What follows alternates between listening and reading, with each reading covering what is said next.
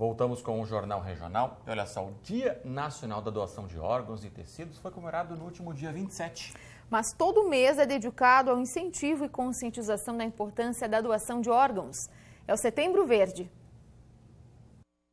O trabalho de conscientização sobre a doação de órgãos vem surtindo efeito. O ano de 2020, por exemplo, começou bem positivo para Santa Catarina e teve até um aumento, contando o primeiro semestre em relação ao mesmo período do ano passado. Percebe-se uma tendência de mais pessoas dispostas a fazer a doação. No entanto, contando todo o período, desde o começo do ano até agora, temos uma queda em relação a 2019. O Hospital Regional ele é um centro de captação, né? Nós não temos serviço de transplante, nós não fazemos o implante do órgão, mas somos um importante centro dentro do estado de captação. Comparado esse período até agora em relação ao ano anterior, houve uma redução em relação ao número de diagnósticos e do número de doações. O que é uma tendência observada não só em Rio do Sul, mas no estado e no país como um todo, né, e pode-se dizer no mundo todo. Porém, comparando as quedas que nós tivemos em Rio do Sul e em Santa Catarina com o restante do país, a gente pode até afirmar que são quedas relativamente baixas quando comparados com os demais entes da nação.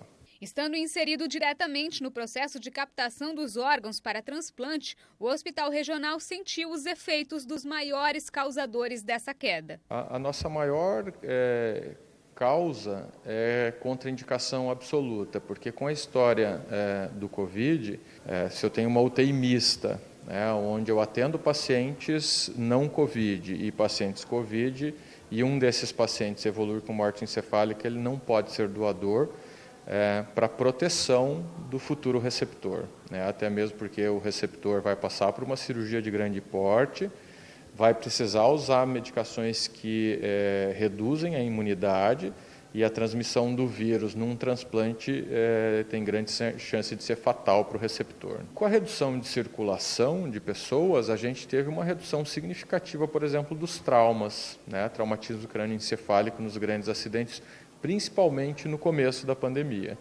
E o trauma é uma das principais causas de morte encefálica, junto com os derrames, né, com os AVCs. Então, acho que é multifatorial, não é uma situação que gerou isso. Também vale destacar que o Ministério da Saúde proibiu transplantes de córneas nesse ano, o que influencia também diretamente nos números de procedimentos. E em relação à autorização de familiares, tivemos aumento. A taxa de não autorização de janeiro a agosto desse ano ficou em 27,2%, menos que no mesmo período do ano anterior, que teve 28,2%. E nesse sentido de comunicação com a família do possível doador, o diretor técnico do Hospital Regional destaca o quanto ela é importante. Ele até focou no tema na dissertação do mestrado recente em Ciências da Saúde.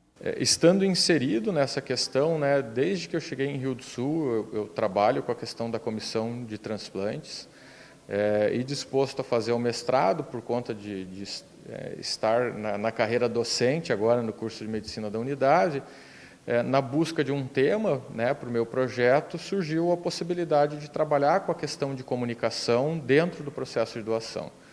É uma comunicação difícil, né, porque a gente está dando uma notícia de morte, de perda, e no momento seguinte a gente está propondo uma doação. E geralmente em situações que a gente chama de agudas, né, porque tanto o trauma quanto o derrame, o AVC, são situações que acontecem sem aviso prévio, né? As famílias são pegas de surpresa. Então, como que a gente pode melhorar essa comunicação, né, com utilização de protocolos validados e o quanto que isso interfere na qualidade dessa comunicação, na questão de empatia do profissional em relação à família, do estresse que isso pode produzir junto ao profissional, porque a gente se preocupa também com o profissional, e também na questão de autoeficácia. Para ajudar nessa questão da autorização da doação, é importante que as famílias conversem em casa sobre o tema e as vontades de cada um. Pela legislação atual, a decisão é sempre da família e obviamente que essa decisão ela vai ser facilitada ou dificultada dependendo do quanto que o assunto já foi debatido em família. Então, a gente percebe que em famílias onde o assunto foi debatido e que aquele paciente manifestou em vida o seu desejo de ser doador, a tomada de decisão ela é muito mais fácil. E pode ser doador qualquer paciente, na verdade, né? Porque antigamente se falava em extremos de idade, mas hoje a gente trabalha muito mais com a questão de qualidade do órgão, né? E eu posso, por exemplo, ter um senhor octogenário que foi saudável a vida inteira, que era um desportista, que se cuidava, que tinha uma boa alimentação, e que ele chega aos seus 80 anos com um rim bom, com o fígado bom, ou eventualmente até o próprio coração.